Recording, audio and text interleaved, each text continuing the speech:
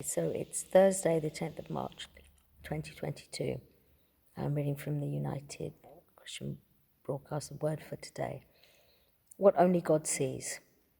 Your Father who sees in secret will reward you openly. Matthew 6:18, NKJV. Have you ever been to a concert where they use the latest audio-visual equipment?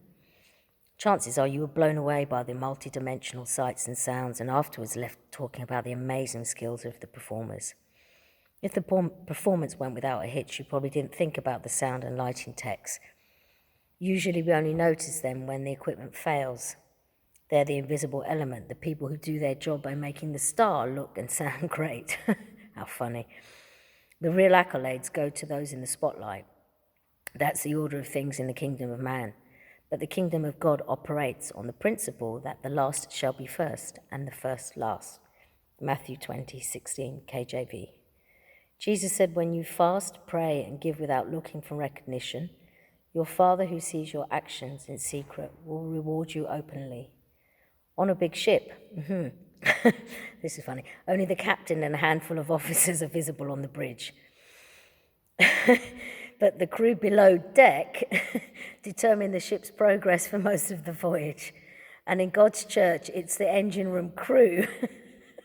I can't believe I just made a post about this morning. And in God's church is the engine room crew who faithfully carry out much of the work. Caretaking staff, nursery workers, bus drivers, car park attendants, nursing home visitors, prison outreach workers, and prayer warriors.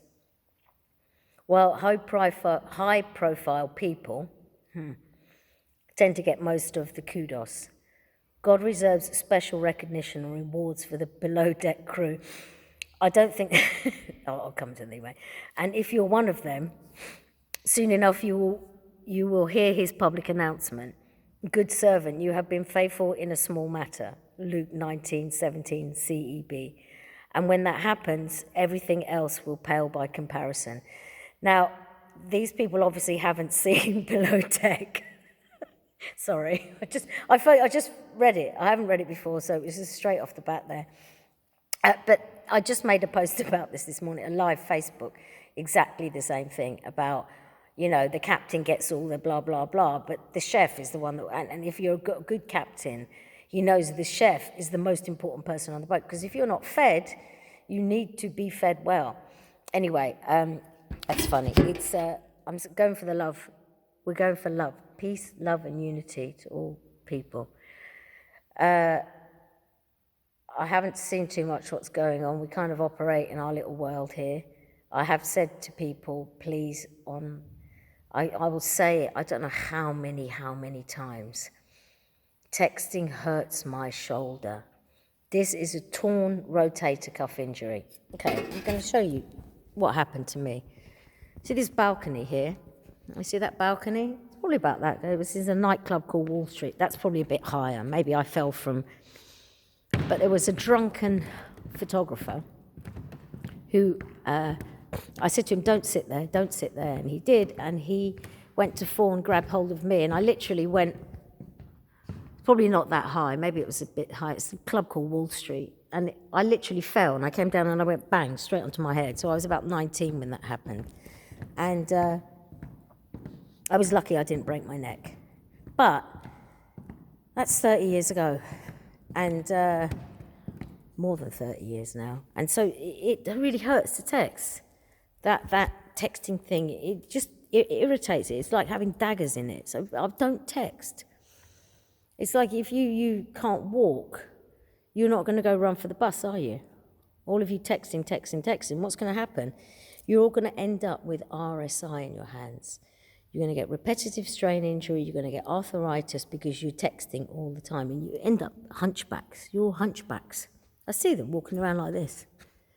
Zombies. You're like zombies in your screen.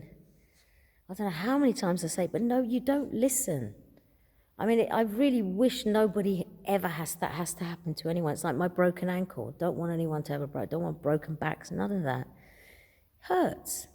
Takes people a long time to get better. I've just been speaking with a lovely chap here in the coffee morning, and he he was a nurse for many years, and he was saying, being nurse, it's caring for people, looking after them, not giving them drugs. Anyway, I think we're going to have up to 6 minutes. I managed 6. Look, it's lovely. Look at this, beautiful. It was my mama's. And so today, happy anniversary to Mummy and Daddy in heaven. Would have been 57 years they would have been married, and amazing.